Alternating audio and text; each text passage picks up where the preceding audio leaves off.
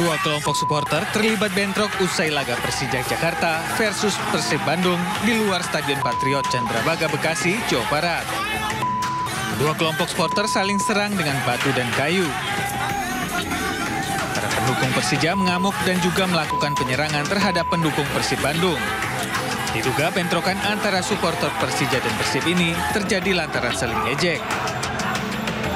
Akibat kejadian ini, sejumlah supporter mengalami luka dan langsung dilarikan ke rumah sakit.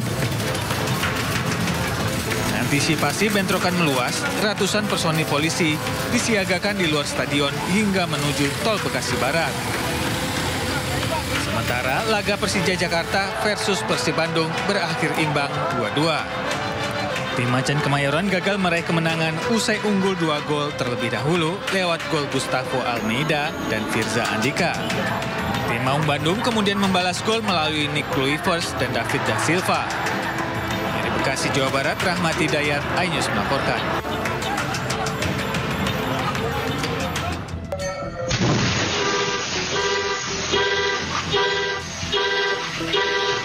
Dari rekaman video CCTV, nampak ledakan hebat melanda sebuah rumah di perumahan Golden Palm, Pegadungan, Kalideres, Jakarta Barat. Ledakan diduga akibat kebocoran dari selang regulator gas. Peristiwa ledakan ini terjadi saat pemilik rumah serta warga sekitar tengah beribadah di luar rumah. Satpam yang tengah melintas nyaris menjadi korban, hanya saja mengalami bising sesaat pada bagian telinga. Kejadian kemarin hari Minggu itu jam 12 siang, kebenaran warga lagi banyak yang ibadah dan keadaan sepi. Dari situ kan ada kebocoran gas yang mungkin dari pagi mungkin sampai siang itu karena ada pergantian kulkas yang memang narik listrik ya mungkin meledak ya, akhirnya kita semua RT warga bergotong royong semuanya bawa apar, bawa ember air itu membantu percikan api itu sehingga selesai. Saat ini kasus ledakan gas sedang ditangani Kepolisian Sektor Kalideres, Jakarta Barat. Dari Jakarta, Miftahul Gani, iNews melaporkan.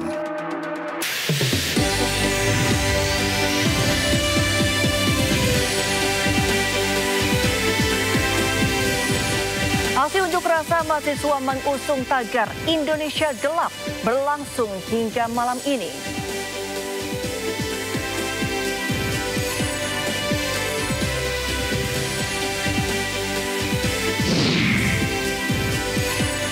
Kecewa dengan hasil pemeriksaan terhadap mantan KPLP Sampit, pegawai lapas Sampit unggah video kekecewaannya di media sosial.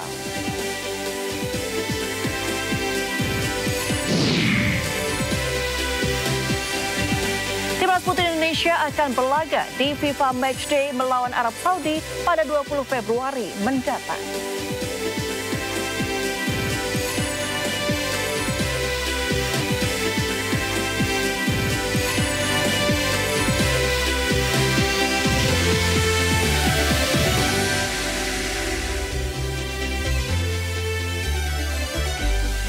Halo pemirsa, Sindo Malam hadir dengan beragam informasi terkini tanah air serta mancanegara. Bersama saya, Reni Arusari. Inilah Sindo Malam selengkapnya.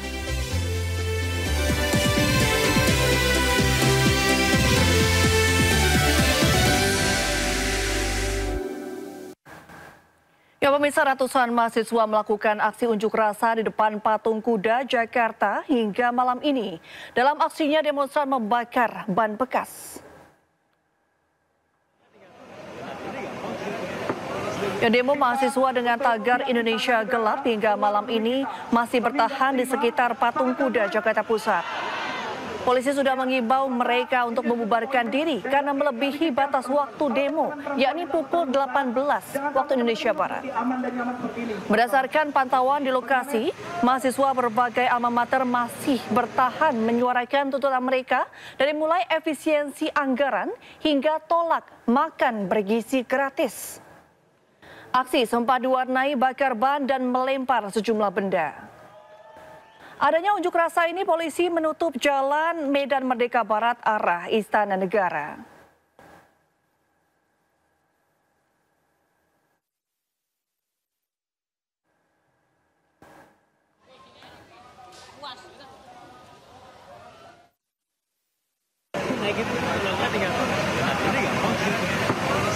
Kita untuk pihak Istana Negara keluar menemui kita. Kami nggak terima. Sepakat kawan-kawan? Ya, kurasa ini jadi satu poin dan nggak bikin chaos teman-teman. Kalau teman-teman perempuan yang nggak terluka, jangan sampai teman-teman seperti aman dan nyaman seperti ini, kawan-kawan. Bagaimana ya?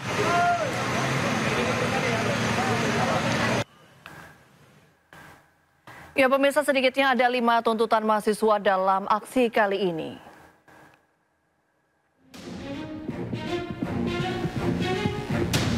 Yang pertama, pencabutan Inpres nomor 1 tahun 2025 karena dinilai menetapkan pemangkasan anggaran yang tidak berpihak pada rakyat.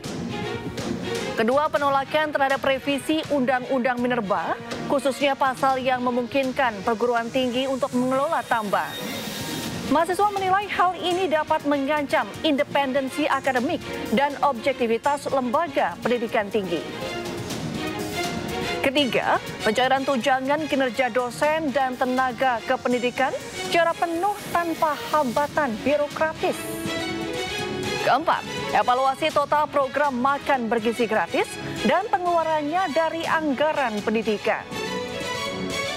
Terakhir, menghentikan pembuatan kebijakan publik yang dinilai tidak berbasis pada riset ilmiah dan tidak berorientasi pada kesejahteraan masyarakat.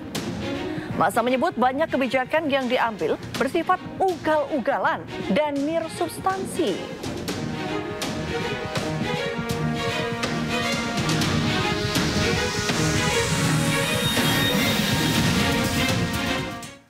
Ya pemirsa, tidak hanya di Jakarta, aksi unjuk rasa bertajuk Indonesia Gelap juga terjadi di Surabaya, Jawa Timur.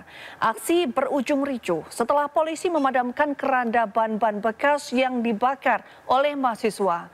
Dalam aksi itu, mahasiswa menolak efisiensi anggaran pendidikan dan kesehatan.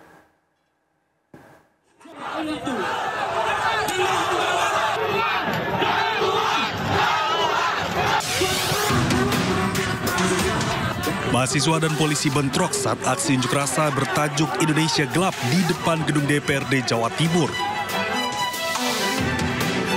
Peristiwa bermula saat mahasiswa membakar keranda dan ban bekas.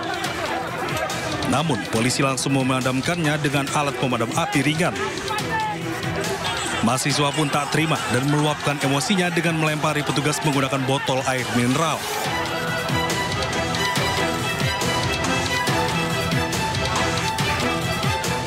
Adapun dalam aksi ini, ribuan mahasiswa dari berbagai perguruan tinggi menolak efisiensi anggaran pendidikan dan kesehatan yang dilakukan pemerintah.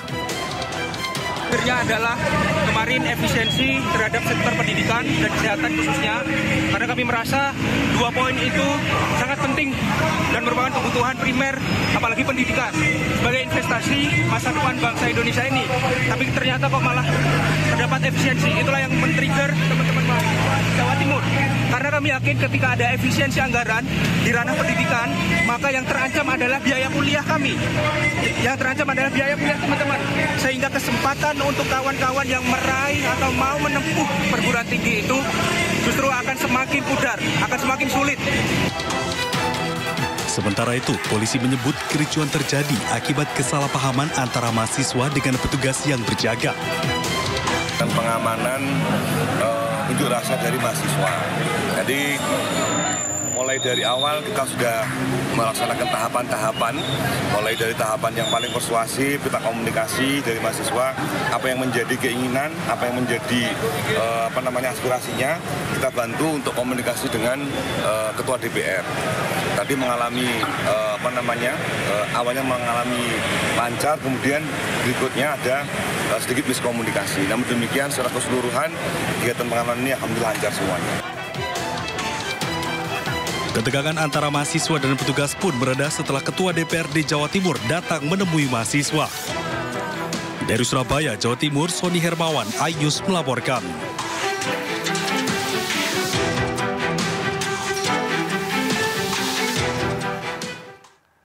Ya pemirsa, kita pantau situasi terkini jalannya aksi mahasiswa di Patung Kuda, Jakarta. Ada rekan Irfan Hardiansyah di kawasan Patung Kuda, Jakarta. Irfan, apakah mahasiswa masih bertahan atau sudah mulai membubarkan diri? Silakan Irfan. Baik, terima kasih Reni dan juga pemirsa. Dapat kami informasikan bahwa untuk saat ini para mahasiswa yang tergabung dalam BEM seluruh Indonesia atau BEM SI ini tadi sekitar pukul 20:20 sudah membubarkan diri dengan sendirinya. Namun tadi para mahasiswa ini terus bertahan menunggu pihak dari istana ataupun pemerintah menemui mereka.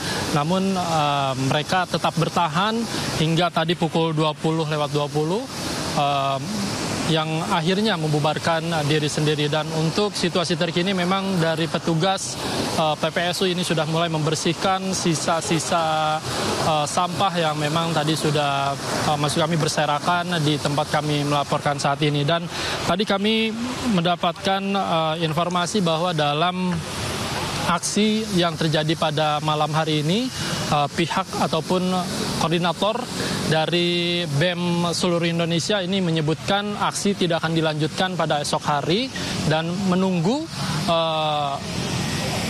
koordinasi ataupun informasi lainnya dari koordinator BEM SI yang memang tidak sempat hadir pada sore hari ini yang melakukan aksi yang terjadi mulai dari pukul 13:45 hingga tadi pukul 20:20. Dan untuk situasi arus lalu lintas juga ini sudah perlahan mulai lancar dan dibuka ruas jalan yang menuju ke Abdul Muiz. Sementara demikian, Reni. Ya baik, terima kasih Irfan atas laporan Anda dan selamat bertugas kembali. Ya baik, kita ke informasi berikutnya pemirsa. Presiden Prabowo hari ini mengumumkan peraturan pemerintah tentang devisa hasil ekspor SDA yang akan meningkatkan cadangan devisa sebanyak 80 miliar dolar Amerika hingga akhir tahun 2025. Pemerintah mewajibkan penempatan devisa hasil ekspor sebanyak 100% di dalam negeri.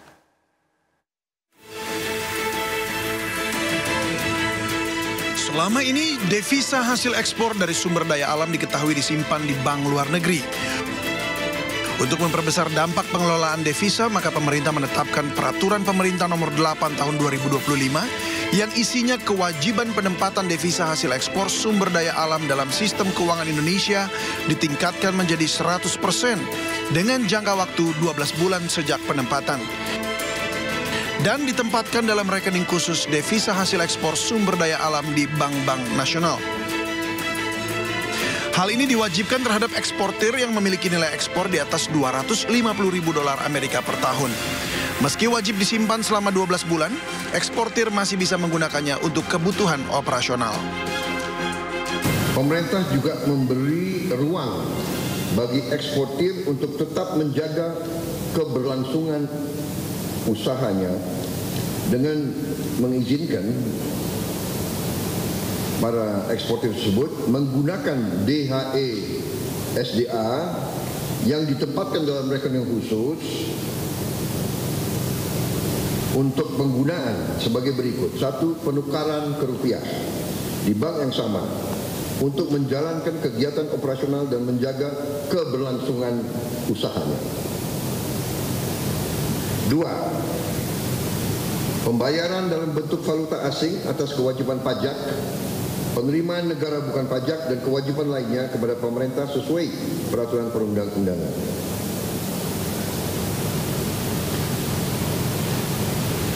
3. Pembayaran dividen dalam bentuk valuta asing. 4. Pembayaran untuk pengadaan barang dan jasa berupa bahan baku, bahan penolong, atau barang modal yang belum tersedia, tidak tersedia, tersedia namun hanya sebagian, tersedia tapi spesifikasinya tidak memenuhi di dalam negeri dalam bentuk valuta asing. 5. Pembayaran kembali atas pinjaman untuk pengadaan barang modal dalam bentuk valuta asing. Peraturan pemerintah ini berlaku untuk sektor pertambangan kecuali minyak dan gas bumi, perkebunan, kehutanan, dan perikanan. Untuk minyak dan gas bumi dikecualikan dengan mengacu pada PP nomor 36 tahun 2023. Peraturan pemerintah ini akan berlaku pada 1 Maret 2025. Dengan kebijakan ini, devisa negara diperkirakan bertambah sebanyak 80 miliar US dollar hingga akhir tahun 2025. Tim Liputan iNews melaporkan. Ya, pemerintah menegaskan akan terus memberikan paket stimulus ekonomi untuk mendorong pertumbuhan ekonomi. Pemerintah juga memberikan stimulus menjelang bulan Ramadan.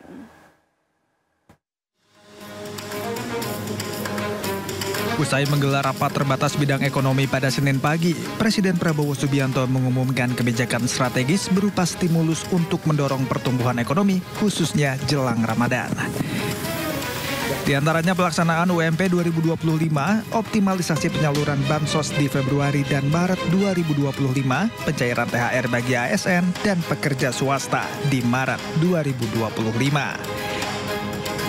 Dan stimulus bulan Ramadan seperti diskon harga tiket pesawat, diskon tarif tol, diskon belanja, program wisata mudik lebaran, serta stabilitas harga pangan.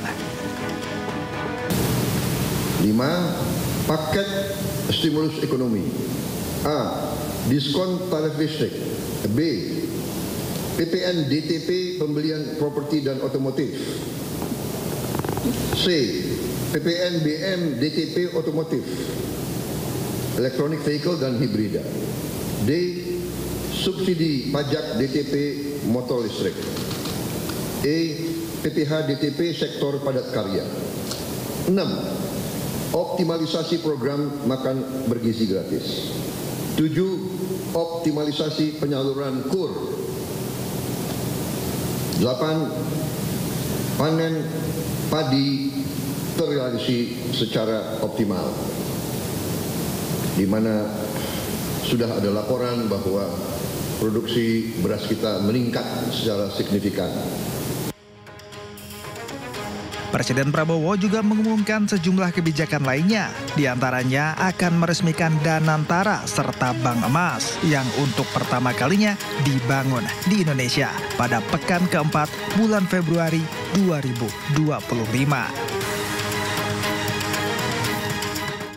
Sementara itu, Kepala Komunikasi Kantor Presiden Hasan Nazpi mengungkapkan efisiensi di tingkat kementerian dan lembaga tidak berdampak ke sektor pendidikan, termasuk layanan beasiswa KIP dan biaya operasional perguruan tinggi. Menurut Hasan Nazpi, Presiden Prabowo sangat menaruh perhatian terhadap pendidikan sehingga anggarannya tidak akan dikurangi. Hasan juga mengungkapkan pada tahun ini ada 10.000 sekolah yang diperbaiki dari total 330.000 sekolah yang butuh perbaikan. Selain itu, program makan gratis juga diperuntukkan bagi anak-anak sekolah. Dalam efisiensi ini, gaji pegawai dan layanan publik bukan termasuk dari item yang diefisienkan, ya, termasuk juga layanan-layanan dalam soal pendidikan, perbaikan ruang sekolah, ya, ada lebih dari 10.000 sekolah yang diperbaiki, ya, tahun ini dari 330.000 sekolah yang butuh diperbaiki. Yang menanggapi perihal efisiensi anggaran di pemerintahan, Gubernur Jawa Barat terpilih Deddy Mulyadi mengklaim telah memotong anggaran belanja yang tidak penting di Pemprov Jabar hingga 5 triliun rupiah. Sementara itu, Gubernur Jawa Tengah terpilih Ahmad Lutfi mengaku tak terkendala dengan adanya kebijakan efisiensi anggaran.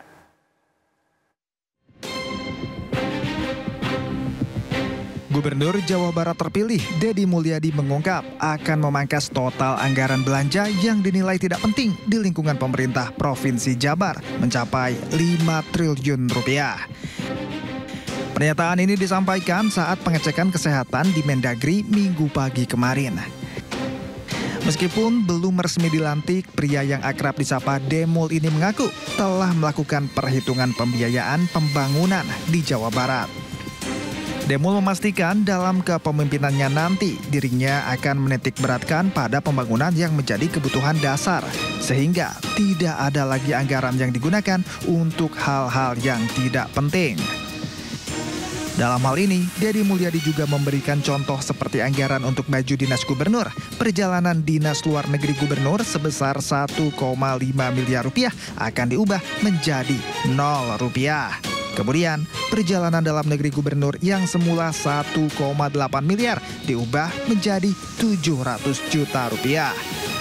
Tidak menggunakan anggaran untuk kepentingan yang tidak penting. Saya kan berikan contoh, anggaran untuk baju dinas saya dihapus, anggaran perjalanan dinas luar negeri saya 1,5 miliar, 0. Perjalanan dalam negeri saya hanya disisakan sekitar 700 dari 1,8. Ya, semuanya sudah diberikan contoh dari gubernur sendiri, nanti ke bawahnya. Dan perlu saya informasikan sampai hari ini total dari belanja yang tidak penting ya. Jadi bukan efisiensi menghapus anggaran pembangunan, tidak.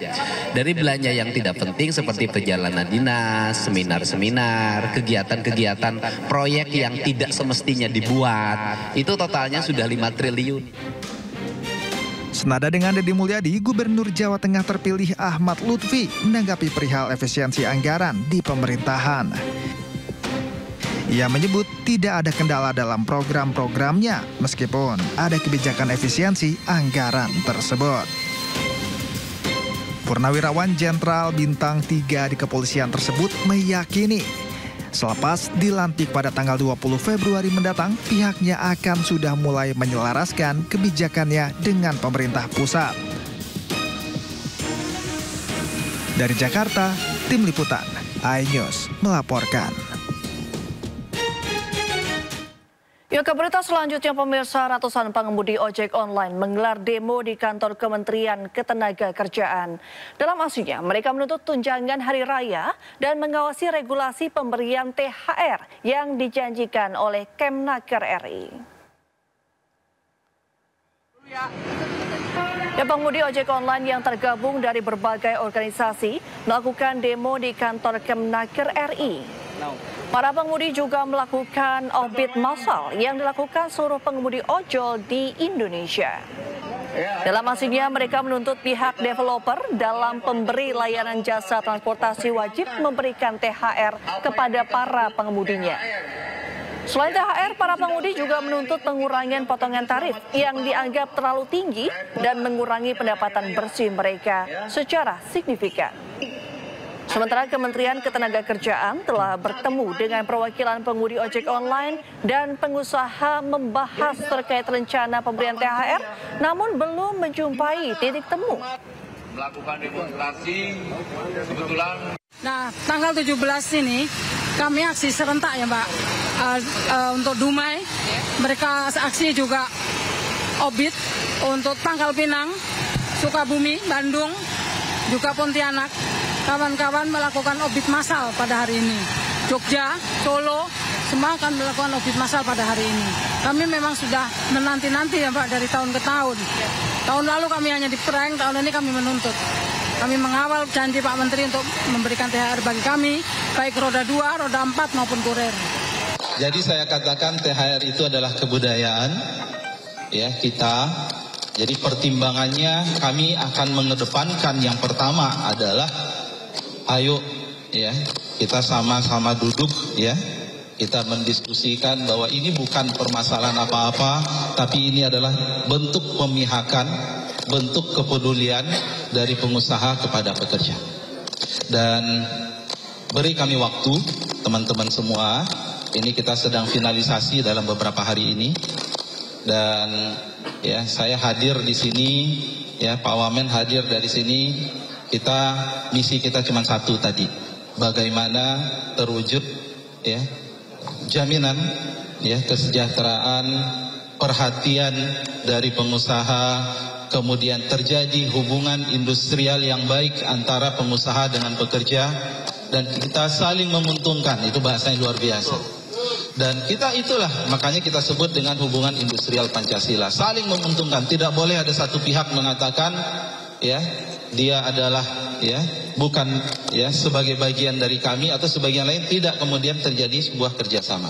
Jadi ini adalah yang kita inginkan, bagaimana momentum THR ini kita jadikan sebagai momentum untuk membangun kerjasama yang lebih baik antara ya pengusaha platform kemudian dengan teman-teman driver. Setuju? Ya, kita ke informasi lain pemirsa. Pengacara Hotman Paris Hutapea memenuhi panggilan Polri sebagai saksi dalam kasus keributan di ruang sidang 6 Februari lalu.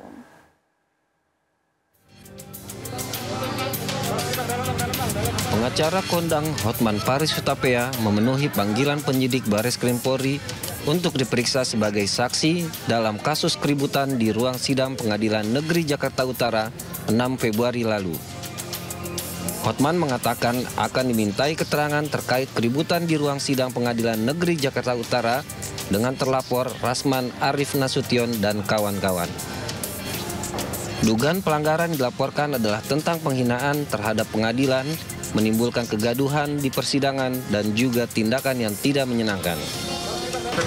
Surat panggilan tersebut terkait dengan laporan Ketua Pengadilan Negeri Jakarta Utara terhadap Rasman Nasution dan kawan-kawan terkait dugaan pelanggaran pasal 207, 217 dan 351 KUH pidana, yaitu tentang penghinaan terhadap pengadilan, menimbulkan kegaduhan di persidangan, dan perbuatan tidak menyenangkan. Tim penyidik terus mengumpulkan bukti dan keterangan guna mengungkap lebih jauh kasus penghinaan terhadap kehormatan lembaga pengadilan ini. Ya, sebelumnya pemirsa, Pengadilan Negeri Jakarta Utara melaporkan pengacara Rasman Nasution bersama timnya ke Bareskrim Polri terkait kericuhan dan perseteruan di ruang persidangan. Menanggapi laporan tersebut, Rasman mengaku tidak khawatir dan sedang mempelajari kemungkinan akan melaporkan balik sejumlah hakim.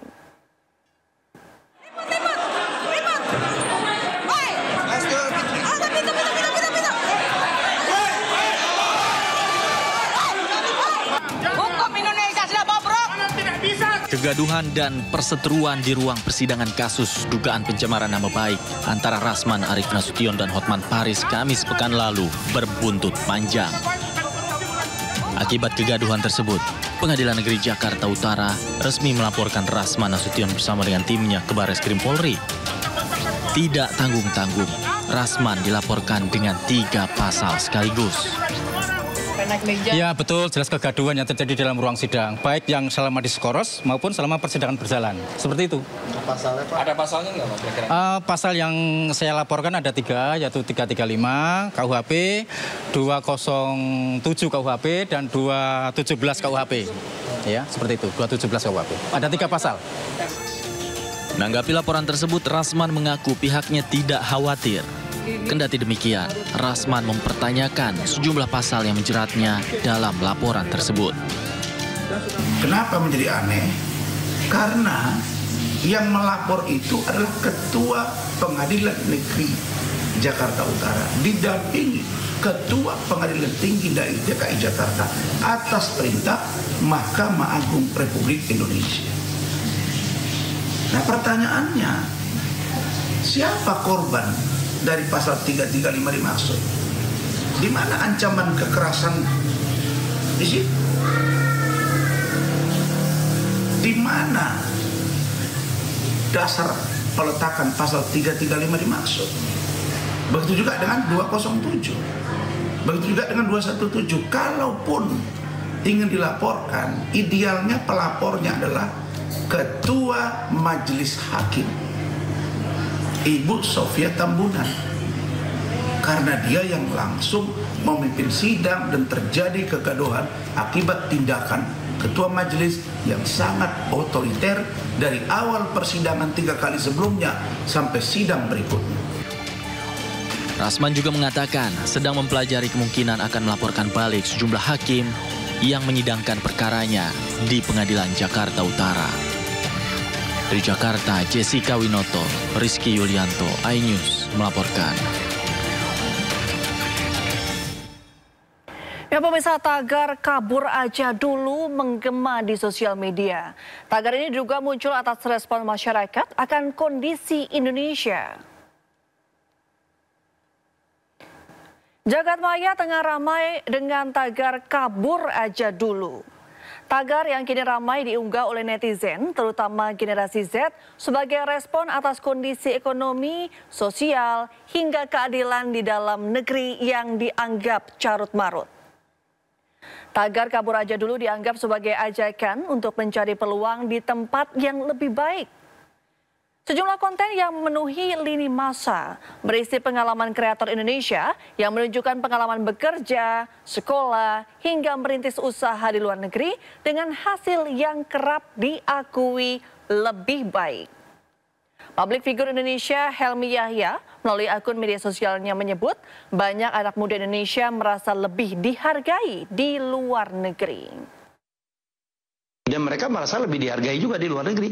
Ya di sini untuk mendapatkan pekerjaan UMR aja susah. Kaget kita, hashtag kabur aja dulu menjadi viral di mana-mana, dibahas di mana-mana, dibahas di meja-meja kafe gitu ya. Jadi ini apa sih ya? Memang menurut saya ini sesuatu yang patut kita cermati. Udah banyak sekali pakar yang bicara tentang ini ya, termasuk Pak Renard Kasali. Tapi saya punya perspektif yang mungkin sedikit menambahi beliau ya. Jadi sebenarnya kabur aja dulu ini agak-agak menjadi semacam brain drain. Brain drain itu artinya itu adalah peristiwa di mana banyak orang-orang pintar itu yang tidak pulang dari luar negeri untuk ke Indonesia atau mereka kabur. Dan ini kabur aja dulu ini ekstrim banget loh.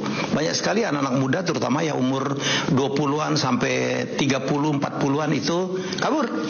Kenapa mereka kabur? Waduh, ini sedih ya. Anak-anak umur ini ya, milenial dan terutama Gen Z ini, mereka lebih kritis loh. Ya lebih kritis, lebih berani ngomong, lebih berani bersikap. Jangan heran anak sekarang umur belasan udah berani traveling sendiri gitu. Mereka dengan modal Google. Nah, pemirsa, ada sejumlah negara yang menjadi tujuan favorit sehingga banyak dihuni diaspora Indonesia. Dan berikut ini daftar 10 negara yang paling banyak menjadi tujuan bagi pekerja migran Indonesia menurut Badan Pelindungan Pekerja Migran Indonesia atau BP2MI. Negara yang paling banyak jadi tujuan pekerja migran asal Indonesia adalah Hong Kong. Dengan hampir 93.000 pekerja migran asal Indonesia. Yang kedua, Taiwan dengan 79.031 pekerja migran asal Indonesia. Ketiga, Malaysia dengan 43.833 pekerja migran asal Indonesia. Keempat, Jepang 11.758 pekerja migran asal Indonesia. Kelima, Korea Selatan, 9.870 pekerja migran asal Indonesia. Keenam, ada Singapura, 9.739 pekerja migran asal Indonesia. Ketujuh, Arab Saudi, 7.183 pekerja migran asal Indonesia. Delapan, Italia, 3.177 pekerja migran asal Indonesia. 9. Brunei Darussalam, 2.852 pekerja migran asal Indonesia. Dan ke-10, Turki, 2.561 pekerja migran asal Indonesia.